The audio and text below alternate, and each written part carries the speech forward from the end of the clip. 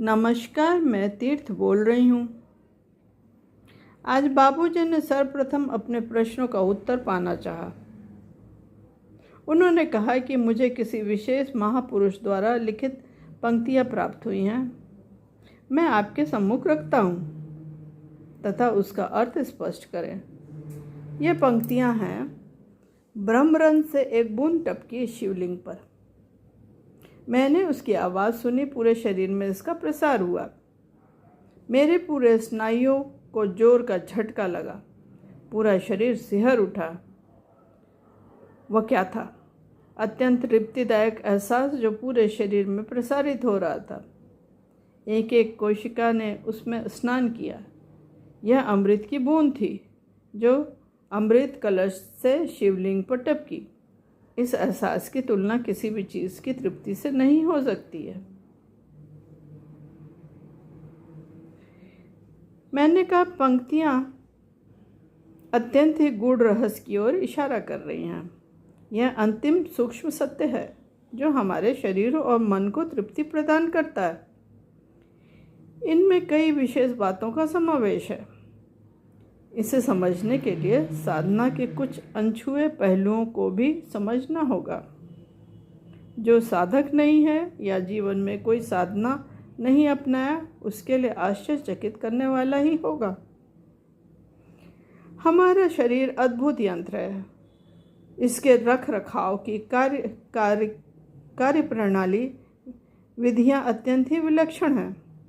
संत, योगी, ज्ञानी अपना पूरा जीवन ही इन क्रियाओं को जानने में अर्पित कर देते हैं, तब वह कुछ कह पाते हैं।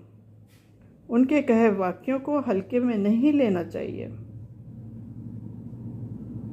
अनामिका बोल उठी कि तब तो हम साधकों के अनुभव भी अभी निचली पायदान पर ही माने जाएंगे। अभिजीत ने अनामिका की बातों पर सहमति दर्शाई और बोला, तब तो इन बातों को समझने के लिए ज़्यादा समय की आवश्यकता होगी।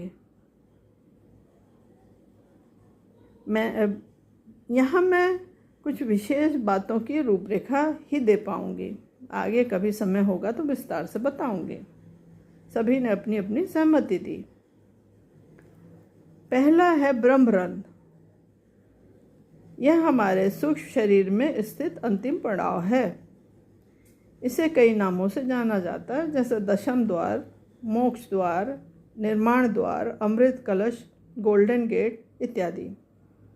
यहाँ तक वही पहुँच पाता है जिसने अपना पूरा जीवन स्वयं को जानने में लगा दिया हो, अर्थात वह उसकी अंतिम जन्म ही होता है। इस ब्रह्मरंध्र को हम दो प्रकार से जान सकते हैं।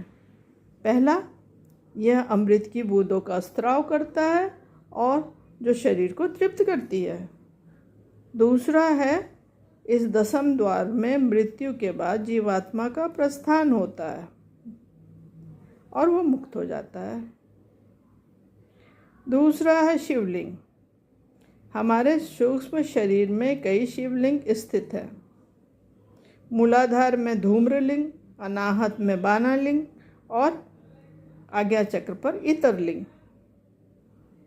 बाबूजी गहन मुद्रा में कुछ सोचते हुए बोल उठे कि तब तो सभी चक्रों की तथा प्राणों की शुद्धि की अवस्था में यह अनुभव आया होगा।